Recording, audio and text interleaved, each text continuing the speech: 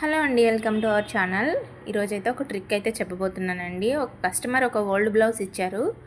తన ఎంగేజ్మెంట్‌దంట ఈ బ్లౌజు. తను అప్పుడు మోడల్‌గా ఏమి కుట్టించుకోలేదు. సో, దీన్ని ఏమన్నా ట్రెండింగ్‌గా మార్చమని చెప్పారన్నమాట.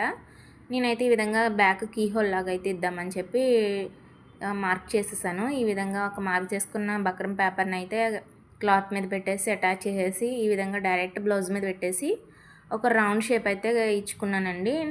ఈ విధంగా రౌండ్ షేప్ మీద అయితే నేను స్టిచ్చింగ్ చేసేసాను. ఈ ఎక్స్ట్రా మిడిల్ క్లాత్ అయితే నేను కటింగ్ చేసేసుకుని కట్స్ పెట్టుకుంటున్నానండి రౌండ్ మొత్తం. దీన్ని ఏ షేప్ అయినా ఇచ్చుకోవచ్చు. నేనైతే రౌండ్ ఇస్తే బెటర్గా ఉంటుందని చెప్పేసి త్వరగా అయిపోతుందని నేను ఈ విధంగా ఇచ్చేసాను. మనకి ఏ షేప్ కావాలంటే ఆ షేప్ ఇచ్చుకోవచ్చు. సో, ఈ విధంగా అయితే నేను రౌండ్ మొత్తం కట్స్ ఇచ్చుకోవాలండి, లేకపోతే రౌండ్ తిరగదు. సో, ఈ విధంగా నేను కట్స్ ఇచ్చిన తర్వాత దీనిపైన ఒక పాదం కుట్టు వారైతే కుట్టు వేస్తున్నానండి. కావాలంటే మనం దీని లోపల థ్రెడ్స్ లాగా కానీ ఏమైనా మోడల్ అయితే ఇంకా చేసుకోవచ్చు. నేనైతే జస్ట్ ఇలాగా కీ హోల్ లాగా ఇచ్చాను అంతేను.